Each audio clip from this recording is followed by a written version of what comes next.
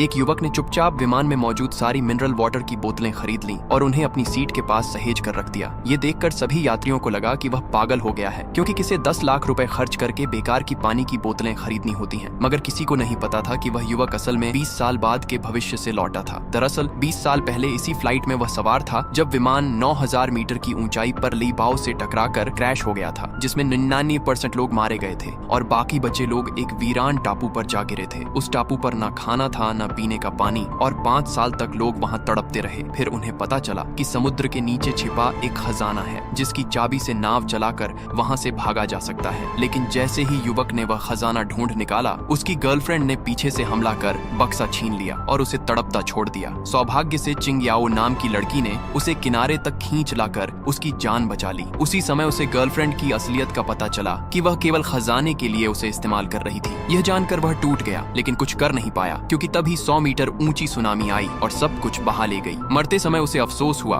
कि काश वह चिंग याओ को चुना होता। तभी ऊपर वाले की कृपा से उसकी आंखें खुली और वह खुद को 10 साल पहले उसी दिन पर जिंदा पाया। उसने घड़ी देखी तो पता चला कि लेईबाओ आने में अभी 30 मिनट बाकी हैं। तभी उसने महसूस किया कि उसकी घड़ी बदल चुकी है, जिससे यकीन हो गया कि वह भविष्य को बदल सकता है। उसे याद आया कि पिछली बार इकोनॉमी क्लास में सबसे ज्यादा मौतें हुई थीं और सिर्फ फर्स्ट क्लास वाले बचे थे। इसलिए उसने फौरन चिंग याओ को लेकर फर्स्ट क्लास जाने का फैसला किया। पर तभी उसकी एक्स गर्लफ्रेंड आ गई और गुस्से में बोली कि उसने उसे और उसकी माँ को इकोनॉमी क्लास में क्यों रखा। इस बार युवक ने उसकी असलियत जान ली थी, इसलिए उसने सबके सामने रिश्ता तोड़ते हुए उसकी बेवफाई उजागर कर दी और सीधे चिंग याओ को पुकारा। लेकिन उस समय की चिंग याओ उसे जानती ही नहीं थी, और जब युवक ने बताया कि प्लेन क्रैश होने वाला है तो उसे लगा वह बस बहाना बना रहा है। युवक ने उसके शरीर पर दिल की बात बताकर यकीन दिलाने की कोशिश की, लेकिन सबने उसे विक्षिप्त समझ लिया और फ्लाइट अटेंडेंट ने उसे चेतावनी देकर सीट पर बैठा दिया। जैसे ही प्लेन उड़ने को तैयार हुआ, युवक आपातकालीन द्वार की ओर दौड़ा और उतरने की कोशिश करने लगा, पर दरवाजा नहीं खुला। सभी यात्रियों ने उसे पागल कहा